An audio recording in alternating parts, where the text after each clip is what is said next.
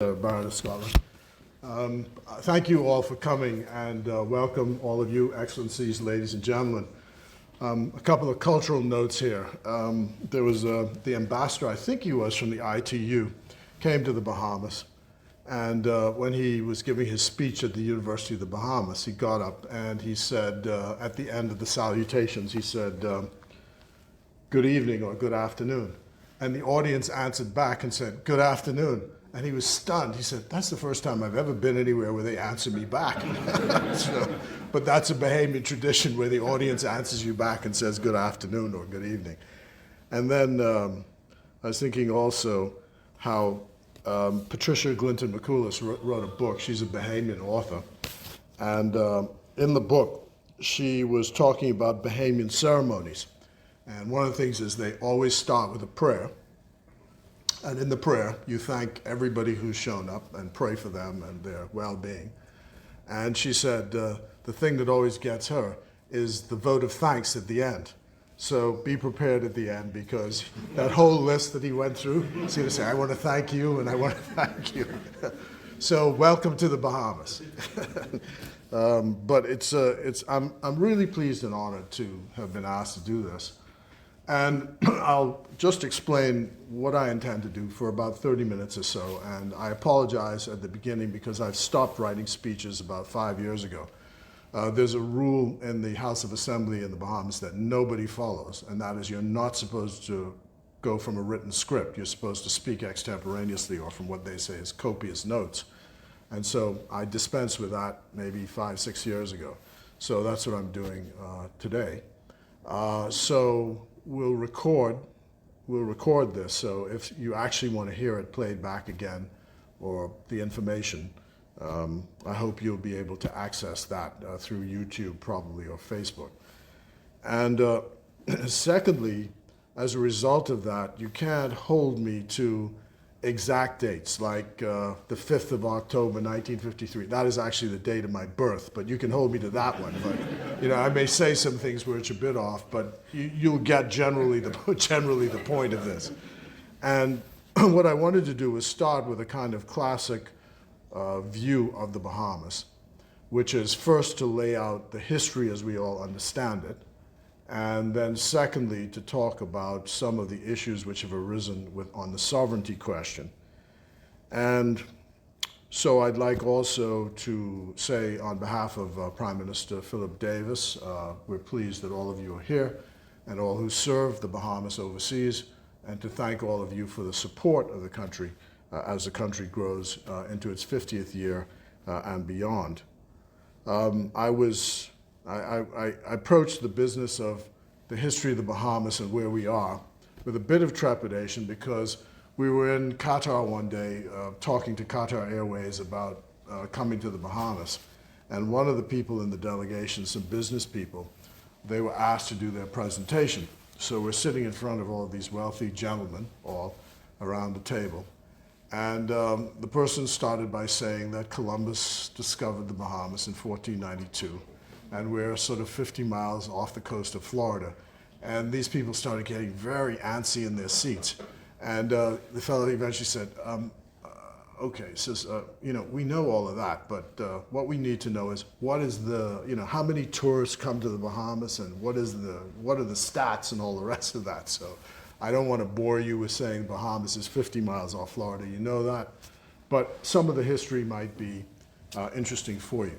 So I just read something today that a group doing a bore sample in Abaco discovered that people first settled in Abaco around 1100 in the Common Era.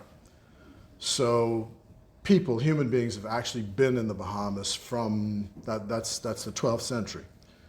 And what they indicated is that the occupation of the islands by these people who came from the southern Caribbean dramatically changed the landscape of the Bahamas by cutting down all the trees, because the charcoal increased in the samples that they could see. And some of the animals became extinct within 100 years of those people moving to the Bahamas.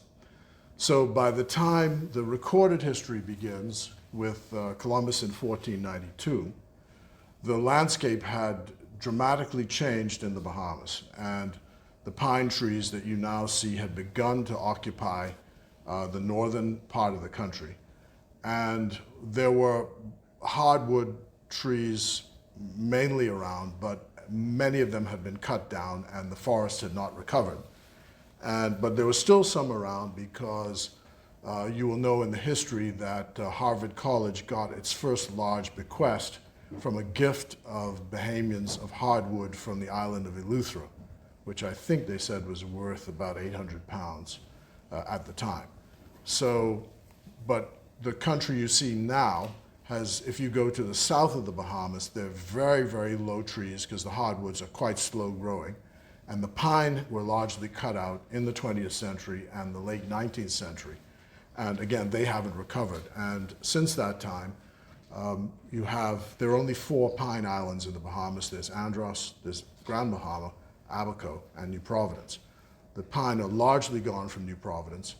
And if we don't step in to stop the further destruction of it, they'll all be gone within 50 years or so.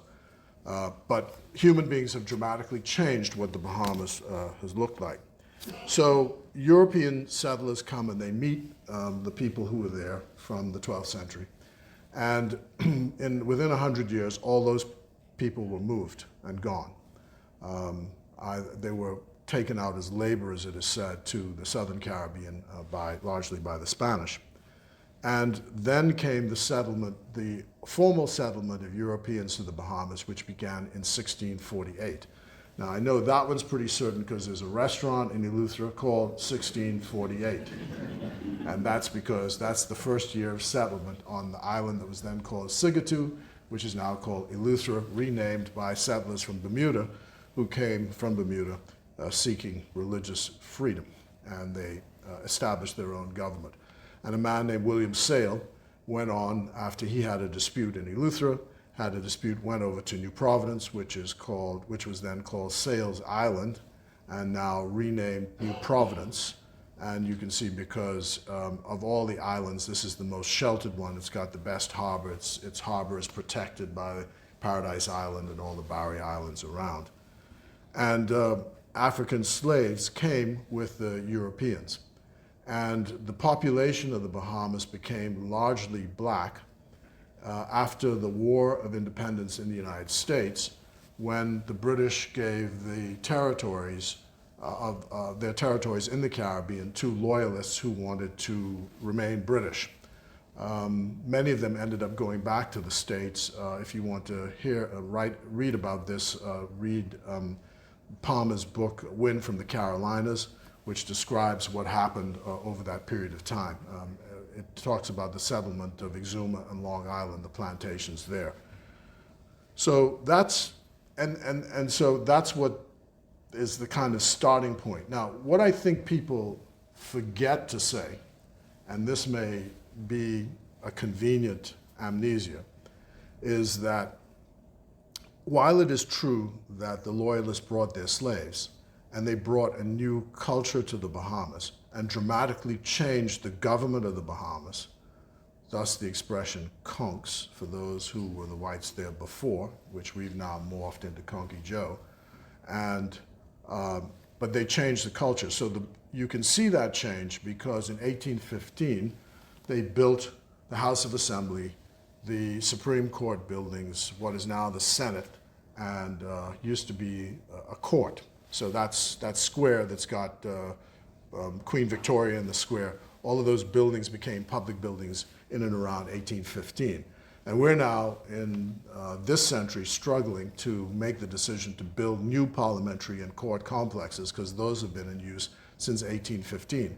And that represented the wealth of that era. And we, in this generation, 50 years of independence, have to leave, in my view, our mark on the culture of the country. And we can afford it, and we should actually do it and get it done. There are connections, as you know, with the settlement, I said, of the Bahamas with Bermuda. And there's a fascinating history about why the Turks and Caicos Islands are not part of the Bahamas. And that's largely because Bermuda business people settled the Turks and Caicos Islands on an itinerant basis, I'm told something like 6 months at a time. They raked salt. Salt was a very valuable commodity. And the Bahamas government tried to extend its reach over the Turks and Caicos Islands. The Bermuda business people were in revolt and stopped it. And we used to have a representative from the Turks and Caicos Islands in the House of Assembly in Nassau. They said they weren't going to pay the taxes, and eventually the British made them a separate jurisdiction, and they came under the governor of Jamaica. But what happened in the 20th century is that once the pine were cut down in Abaco and in Grand Bahama, this required large amounts of labor. And I say this because the irony is that while we are not part of what is now called the single market and economy, the CARICOM single market and economy, what happened was when the British ruled the Bahamas and the Caribbean, we in fact had a single market and economy. So anytime you needed labor, there was the free movement of labor back and forth through all of these colonies.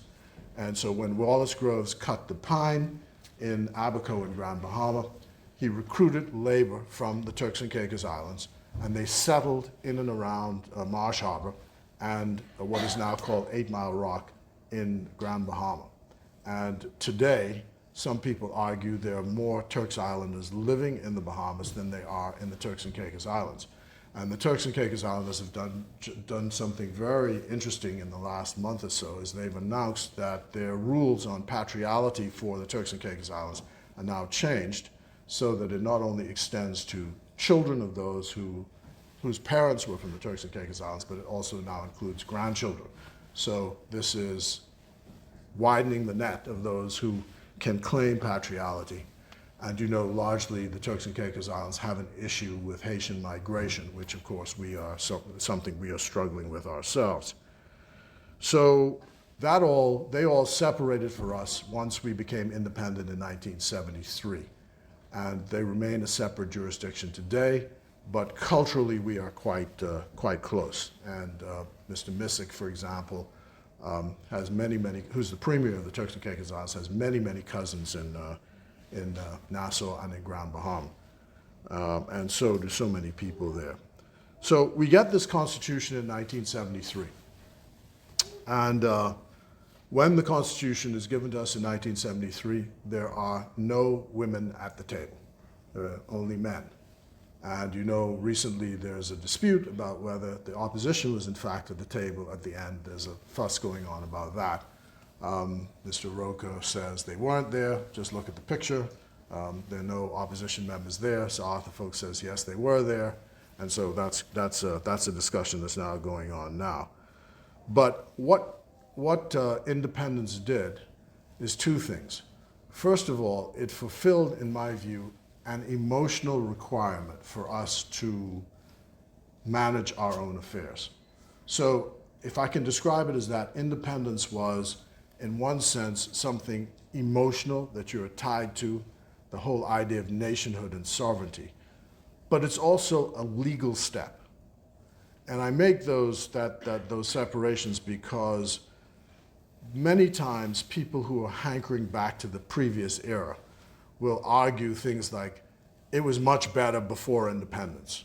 And if we had only stayed under the British, things would have been much better. The economy we did well, there was no crime, there was, the good old days, so to speak. The problem with that is, those good old days weren't such good old days. And secondly, the Bahamian people paid for their government anyway, including the salary of the governor, from top to bottom. So we were, in fact, running our own country. The only issue was the British were responsible for external affairs. And the argument came up recently because Ralph Gonsalves, who is the Prime Minister of St. Vincent and the Grenadines, was making a similar point with regard to the governance issues in the British Virgin Islands. So you know that democracy, the internal democracy of the Turks and Caicos was suspended a couple of times between the 1980s, 1990s into the 2000s. They now have representative government again. And one of the differences between CARICOM and the British were we did not agree with the suspension of and the installing of direct rule on the Turks and Caicos Islands, because we said that they ought to have the opportunity to work out their own affairs. Thankfully, in this last example with the British Virgin Islands, the Minister of State in the Foreign Office indicated that the British are not imposing direct rule to allow the people in BVI to manage their own affairs. And what Razkanzov said is that the economy of the British Virgin Islands is an economy which was developed and managed by the people of the British Virgin Islands. So they should have the right to continue to manage their own affairs. And I adopted something that Dr. Suma, who used to be the Secretary General of ACS, the Association of Caribbean States, she was speaking on Bermuda radio, and she said that as long as there is one issue of self-determination which is still alive in the Caribbean region, the project of self-determination is not done. And we, who are no longer dependent territories, have to look after those who are dependent territories and ensure that the internal democracy of those countries continues. The question of whether they become independent or not should be entirely up to them, but there should continue to be internal democracy. And that's the value proposition which we are seeking in the Bahamas to bring to the CARICOM project. So we have a close relationship, as you know, with Bermuda and with the Turks and Caicos Islands and with the British Virgin Islands as a result. Bermuda has a long history with us in another sense because the late Sir Lyndon Pinling, who's the founder of our country, founding Prime Minister of our country, went to school with Lois Brown Evans, who is one of the founders of the Progressive Labour Party, which is now the governing party in Bermuda. And together with leaders in Bermuda, they formed the Progressive Labour Party in the early 1960s in Bermuda. And those of you who are from the Bahamas, if you go to Bermuda and you go to a rally in Bermuda, to a PLP rally, you'd be familiar with the cry, PLP all the way, because that's what they say in Bermuda as well. And they used to have a united Bermuda party. We used to have a united Bahamian party. So you had, at one point in Bermuda, the PLP and the UBP, and in the Bahamas, the PLP and the UBP. And the ruling elites in Bermuda were called the Front Street Boys. In the Bahamas, they were called the Bay Street Boys. So we have these cultural synergies, we call them that. And I first got engaged because of the Commission of Inquiry by then Lord Pitt into the riots after the execution of Tacklin and Burroughs, who were two people who were responsible for the murder of the then British governor, and they were executed as a result of it. And there were riots in Bermuda. And as a result, there was a commission of inquiry that that did an investigation into the causes of the riots in Bermuda. And this led to constitutional changes, and today Bermuda has, of the British territories, the highest standard of internal democracy because they are responsible for their own affairs, except for foreign affairs and defense. And the Commission of Inquiry, I've mentioned that a couple of times with a number of the territories, so I'd go back to the construct of our modern political history, which I lay down to a woman named Dame Doris Johnson, who was a leader in the suffragette movement in the Bahamas. And she wrote a book called The Quiet Revolution. And what she said in that book is, if you want to begin to trace the modern history of the Bahamas, you begin on the 1st of June, 1942. There were riots in the Bahamas over 2 days. And several people were killed, people were charged with offenses. The governor at the time was the former king of Great Britain and the territories, Edward Windsor, and he declared the equivalent of emergency or martial law. This lasted for several days, then he had a commission of inquiry which looked into the causes of the riots.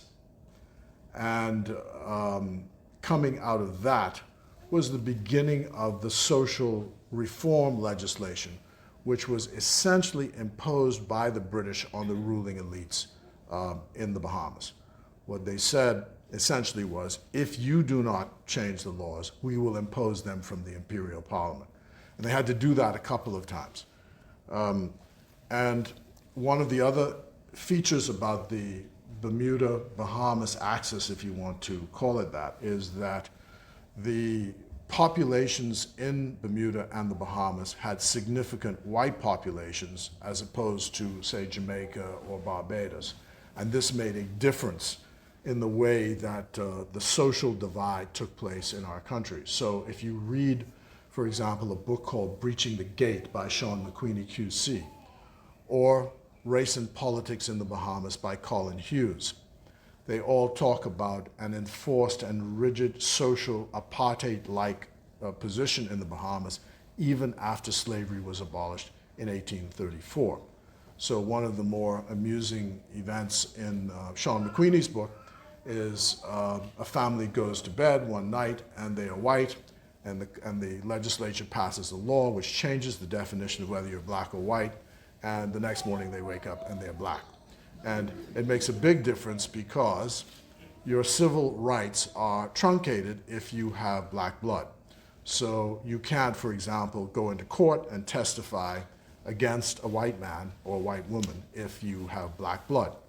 And this becomes a practical problem because in one example, he gives an example of someone who assaulted a white man, and they go into court, and they have to have a voir dire in the court, a trial within a trial, to determine whether or not the person who was testifying was actually competent to testify, and it turned on whether he was black or white. So that happened in our country.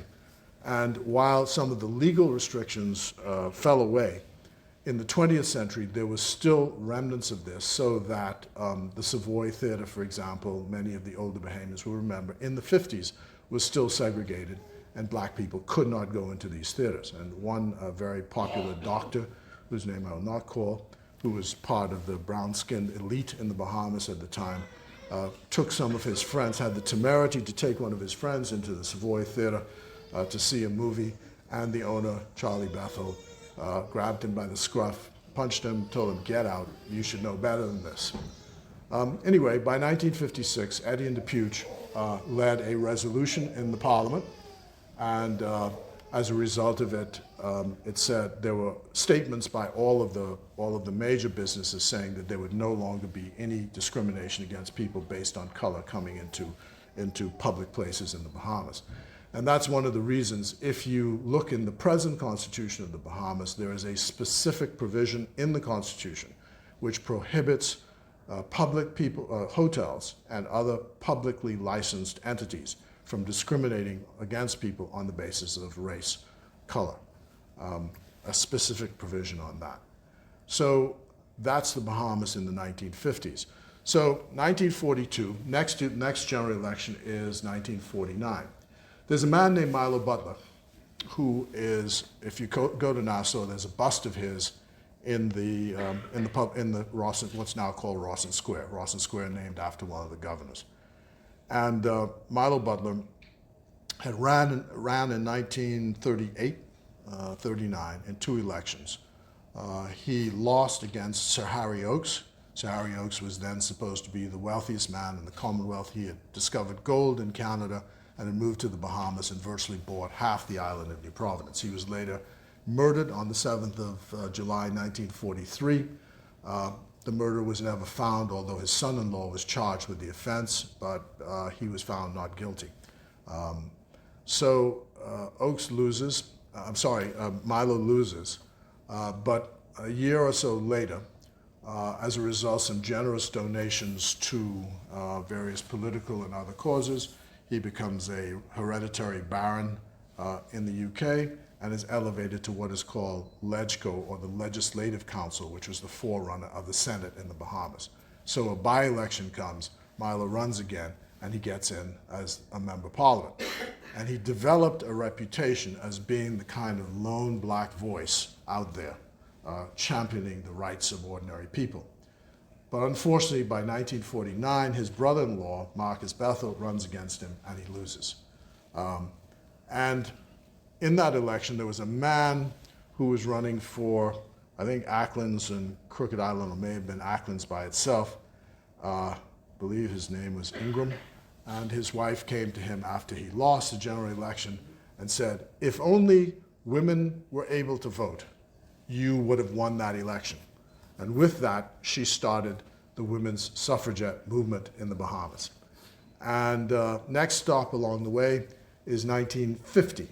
So Sidney Poitier, who was born in Miami of Bahamian parents, has become a movie star.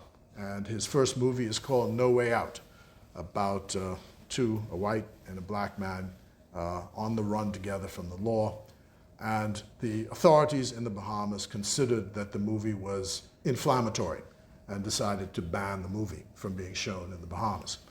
So there was a group called the Citizens Committee that got themselves together with such luminaries like Kendall Isaacs and Max Thompson, who became a judge at one point, A. Leon McKinney, who founded the People's Penny Saving Bank, Randall Fox, I think I mentioned, Dr. Cleveland Edius. And they all got together to petition the government to change their minds, which they did, and the movie was shown. And people thought that this was going to be the beginning of a political party. It fizzled. And the next step then was 1953. The coronation is taking place here in the UK of Elizabeth II. And two men, Cyril Stevenson and Bill Cartwright. Bill Cartwright was then the Member of Parliament for Cat Island, and Cyril Stevenson was the publisher of the Herald. And they came to London to witness the coronation. And on their way back, they stopped in Jamaica. And they met with the leaders of the Jamaican political parties who told them about the business of forming political parties. And they go back to Nassau, and they call a man named Henry Taylor. And they say, look, we need to form a political party. Interesting thing about them is they were all what we would call today mulattoes, very fair-skinned people, not phenotypically black. So that's the genesis of an organization called the Progressive Liberal Party. And if you look at the first platform of the Progressive Liberal Party, essentially it is adopting the social policies of the Catholic Church as they were laid out, I believe, I'm told, in an encyclical by Pope Pius, who I think was the Pope just before and during the Second World War. But so Catholic social policies and the Progressive Liberal Party's policies mirror one another in its first platform. So in 1956 then, the first political party runs in the general election, and 6 people are elected to office. The ruling class does not have its own political party. A couple of years later, they form themselves into the United Bahamian Party, and the age of competitive politics begins in the Bahamas. So 1958 then comes along, and there is what's called a general strike, which arises out of a dispute over taxis and their ability to access the new international airport, which is now, when you land in Nassau, you land now at the Lyndon Pindling International Airport.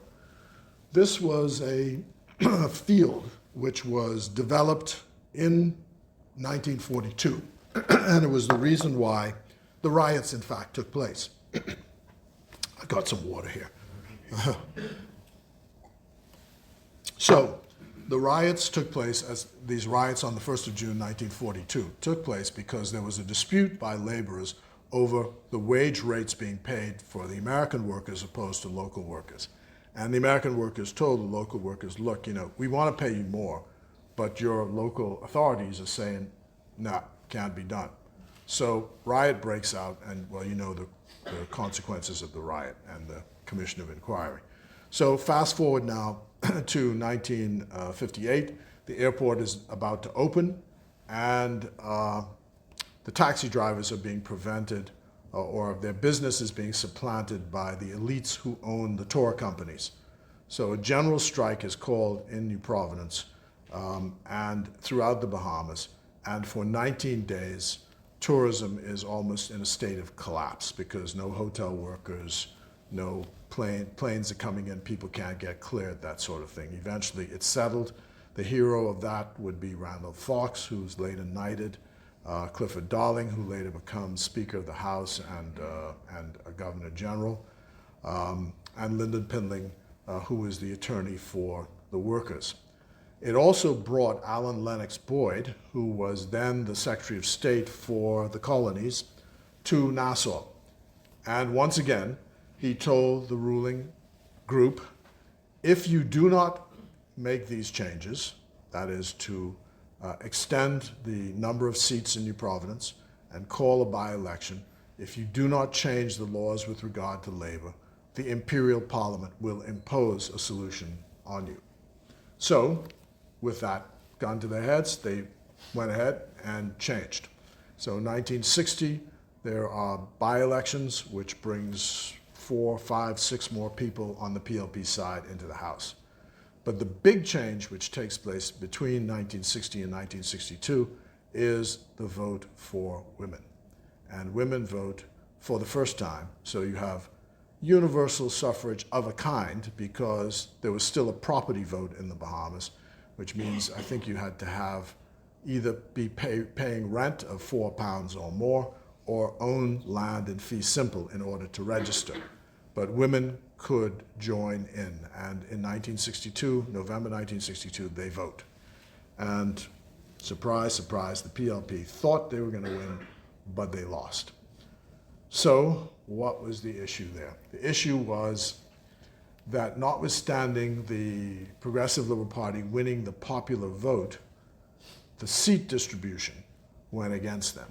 So most of the seats were in the islands, when most of the population was actually in New Providence, where Nassau was. There then developed a cleavage within the Progressive Liberal Party. I told you the party was started by mulattoes, and the radical, phenotypically blacks decided they'd had enough of this halfway, softly approach, according to them. And they formed something called the National Committee for Positive Action. That was patterned after the National Committee for Positive Action of Nkrumah, whose NCPA led the revolt in Ghana and led to Ghanaian independence in 1957. So they called themselves, in the Bahamas, NCPA. You had people like the late Jean Newry, who was our former ambassador to Washington, D.C., Jeff Thompson, Sinclair Alden. Perry Christie says he was there, but he was 15 years old at the time. So I'll just mention him for good measure. But Arthur Folks. And they decided they needed more radical action. So they were in for demonstrations. They led the delegation for the Committee of 24 at the United Nations. That's the Committee on Decolonization. And the main thing they did, though, was the 27th of April, 1965, Lyndon Pindling threw the mace out of the window of the House of Assembly in a massive public demonstration. And he said, when he led his followers down, he told me that one of the things they were conscious of was the riot in 1942. And I mentioned that that's the role of history in the way policies are developed. He said he was 12 years old at the time. He was in Western Junior School, and they heard that the riots had started in 42 because there was a Coca-Cola truck parked out on Bay Street with bottles. They used to have Coke was sold in those bottles that look like that. They now say Coca-Cola shape. Well, those were the bottles they had. And somebody grabbed the bottle and smashed a window, and the riot started. And he said they decided, their colleagues, when they were planning this event, Black Tuesday, that they were not going to have this thing descend into violence. So even though the Riot Act was read in the Bahamas, and I think that's the last time it was read in 1965, by a Irish magistrate in the Bahamas called John Bailey, who got up on a car, read the Riot Act. But Pindling had his followers follow them down to the Southern Recreation Ground, where they addressed them, and the deed was done. So two things came out of that. Jean Depuch, who was the minister responsible for welfare, I believe, in the UBP government, I asked him, I said, well, why didn't you prosecute Pindling and those for throwing the mace? And he said, well, we considered it a political act, so we never considered using the criminal law. And that, I thought that was instructive.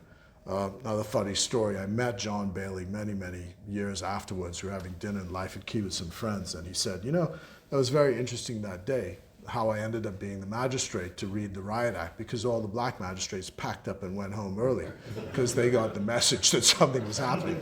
So I was the only one left and I had to do it. So I thought that was a bit funny. But so that's 1965. And that fight was over boundary changes. So the PLP was arguing that the constitutional formulation, which, by the way, is still in the 73 Constitution, says that it's not just the number of electors who are registered to vote, because it says the boundaries are supposed to be divided in equal numbers based on the number of electors in each constituency. But the UEP said it's the number of registered voters, and Adderley and his colleagues said no, it is the number of potential voters. So that's what they were dividing over. Well, that ended up in a division in the Progressive Liberal Party because Paul Adderley, Orville Turnquest, and Spurgeon Bethel were considered within the PLP to be too close to the UBP. And so they didn't tell, Pindling and his colleagues didn't tell them what they were doing that day. So they were taken as much by surprise as the government. And the PLP made a decision to boycott the House going forward. Paul Adderley and his colleagues disagreed with that and did not participate in the boycott. It led to a split in the Progressive Liberal Party. It led to the resignation of Cyril Stevenson from the party. I should say H.M. Taylor resigned earlier because he thought that he should have been chosen to lead the party in the Senate, but that was instead given to Charles Rodriguez, a Labor leader, and to Clifford Darling, who was the leader of the strike with Randall Fox back in 1958. So Taylor resigns in protest. So by the time you face the 1967 election, Taylor, Cartwright, and Stevenson are no longer in the Progressive Liberal Party. Pindling became the chairman of the party, and in 1964, at the famous convention at what was called the Garner Room at a place called the Cat and the Fiddle, owned by Freddie Munnings in 1964, effectively he was the leader of the party going forward. Cecil Wallace Whitfield, in 1965, becomes the chairman of the party and was responsible for organizing the Black Tuesday events. So 1967 comes along, and what precipitates a general election 1 year early, because the election was called in November 1966. Roland Simonette said that it had become clear that as a result of all of the investigations and allegations by the US press about corruption in the sale of casino gambling licenses in the Bahamas, that the government could no longer continue. The governor said that he had tried to persuade, who's Ralph Grey, later Lord Grey, who became the last governor of Northern Ireland, said that he had tried to persuade Sir Roland Simonette not to call the general election, but Roland Simonette insisted. They called the election for the 10th of January 1967, and that led to a dramatic change in the history of the Bahamas, because Arthur Folkes describes the result on that day as the most important day in the history of the Bahamas after the abolition of slavery, because that meant that people of African descent, for the first time in the history of the country, actually ran the country. And so, dramatic shift. And of course, you can imagine the impact on the economy. The population, white population panics, and some people decide they're going to pack up and leave. And Pindling has to take measures to say, look, it's not going to be like that. That's not our policy of expropriation. Next step is in 1969, they decide to reform the Senate, to change the title from Premier to Prime Minister. And they do something which is also dramatic, which is lower the voting age from 21 to 18. And then the stage is set for independence. But yet again, what happens? They say in some religions you have to, in order to multiply, you have to divide. Well, a fight ensues between Cecil Wallace Whitfield and Pindling. They're not even 2 years into the government, or 3 years into the government. 1970, Whitfield resigns. He comes back, then resigns. Well, Pinling fires him. He's taken back. Whitfield then resigns and forms something called the Free PLP, which eventually morphs into the Free National Movement. And so 5 years after 1967, they go to general elections in 1972 with half of the Progressive Liberal Party people elected in 1967, tied up with the United Bahamian Party that they defeated in 67 as one entity called the Free National Movement. And the PLP is on the other side. The election is fought over the issue of independence. And independence, the FNM said independence, but not now. Pinling says independence by 10th July 1973. So you go to general elections, Pinling wins the general election, and of course, 10th July 1973, it is. So I'm a student in London in 1972 at the University of London on an extension program for my university in the States. And Darrell Roll, who is then the Minister for Transport, is giving me a ride from his hotel in the Dorchester. He's staying in the Dorchester. He's going back to Marlborough House, and he's giving me a ride to Tube Station. And he says to me, you know, we've just settled with the British the arrangements on who will become citizens of the Bahamas. And we think we've solved this migration problem now. I said, oh yeah, how'd you do that? He said, well, we've now defined that you can only be a citizen of the Bahamas if your parents are Bahamian. And we think that will fix the problem. Well, here we are, 50 years later. And you judge whether it's fixed the problem. What it created, unfortunately, I think, is before 1973, and in the dialogue part of this, before 1973, anybody born in the Bahamas was a citizen of the Bahamas. So on the 10th of July 1973, you became a citizen of the Bahamas if you were born in the Bahamas. After 1973, that formulation changed. And so some people who had been living in the Bahamas, their children were not citizens of the Bahamas and would have to apply for citizenship in the Bahamas, which is fine, because if you look at the formulation in a case called Ryan and the Attorney General in 1980, appeal cases, it says that essentially, once you apply, the government has no choice but to grant you citizenship unless they have a reason which they have to give you and give you an opportunity to say, no, that is not right. Well, the result is, if these applications were dealt with on a timely basis, we may not have an issue. But what happened after independence was thousands and thousands and thousands of these applications piled up to the roof that could not be processed in time. And the problem was you had then building up in the country an underclass of people with no documentation, no identity, and essentially stateless, although they were not stateless. And that's the issue we face today. And of course, it can't be changed by the statute law. It can only be changed by an amendment to the Constitution. That, of course, is an issue which those who are much younger than me will have to resolve. I'm not getting in that, but the law is what it is.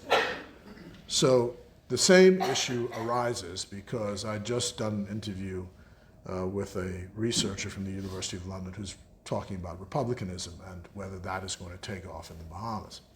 And again, my view is not likely. I am a committed Republican myself with a small r, and but not likely, because my suspicion is, my educated guess is that the generation which now has the future of the country in its forward eyes just has no appetite for it or interest in it. But it is something which I think will come, I suppose, at some day. But we were being compared to Barbados. And what Barrow did in Barbados was they got a constitution which allowed the government to change the constitution by the statute law without the need for a referendum. Were that the case in the Bahamas, I think it would be much easier to do. But So Barbados was able to accomplish that step without much of a polemic. And of course, it helped that the great Miss Motley, she's great. The great Miss Motley has all the seats in the parliament. That makes life a little easier. So there we are. Independence, 1973. Here we are now. And all the issues are not solved. And some people, as I said, say it was better under the British, and that may be so. But, you know, as I said, it's an emotional thing, and it's also a legal step. And my view is, when I came out of school in 1969, the great issue of the day for us was, can the Bahamas survive as an independent country? And you can't imagine, the 16 years, they had us all, you know, in these debates, you know, St. Augustine's against Queen's College and St. Anne's against this one. Can the Bahamas survive as an independent country? Well, 50 years later, here we are. And I think the question has been answered. And, well, I think it's probably time for me to stop. I see it's 42 minutes. I can't believe I'm talking for 42 minutes. So it's time for me to stop. I'm sure there are plenty of questions you'd like to answer, but the script writers, I'm not going to read their script, but I'm going to do what they asked me to do, which is to make a special appeal to those of you. I think you're talking about people under the age of 30, right? Right. People worry about whether or not we have a secure future because there's a feeling that people under 30 have decided they're not coming back home. And we hear this all the time. It's not an easy question to answer because on the one hand, my view is that you've got your education, and part of the reason the education is supplied by the society is so that you will have the skills which are owned by you to take you wherever you want to go in the world. And they're your skills, and I want to covet your skills. There's also, of course, the question of contributing back at home. But I think that the experience I've had with people who have left home and work overseas always reach back to assist those who are back at home. So I'm not even concerned about that. My feeling, though, is that all of us are Bahamians, wherever we are, can, whether we are at home or whether we are abroad, when you use the Bahamian passport and when you say you're a Bahamian, you represent the country abroad. And I hope that, like my late friend Sidney Poitier says, you know, the values which he got from his parents served him throughout his lifetime. And that's what I hope for you, that the values which you got, which the Bahamas gave to you, will serve you through your lifetime. I see one of my church members here from St. Agnes, and you know, he knows, you knew Willie Thompson, right? Yeah, the Archdeacon. And so he imbued in all of us this sense of, this is your country, that you can determine where it goes. And I think of, I mentioned Sidney Poitier, who talked about his parents, and I think of Fred Papal, who is now the president of the US PGA in the States. Boy from Chippingham. So the values he got from going to Holy Spirit and from primary school and schools in the Bahamas, those took him to that. I was just reading about my friend, his name is Donald Pope Davis. Donald Davis, his name is on a school. He's now the president of a group of academic deans in the United States. It's a hell of an accomplishment of a place which, you know, some people know where it is, some people don't know where it is. You know, I finished with this story and my appeal to you on that basis. I was in South Africa and met some little girls on the side of the road, and they thought my accent sounded a bit funny, and they kept asking, where am I from? So I said, well, I'm from the Bahamas. Well, they couldn't figure out where the Bahamas is at all. And so they asked a few questions, and finally they said, do you know Shabba Ranks? I said, not a mercy. So I said, well, I know of him. I've not met him. I said, so are you from Jamaica? And I said, well, that's close enough. That's close enough, But then, you pass through, you come into Britain and you pass through the customs and immigration people, and they look at the passport and said, oh, you're from paradise. So you have that impression. So thank you very much.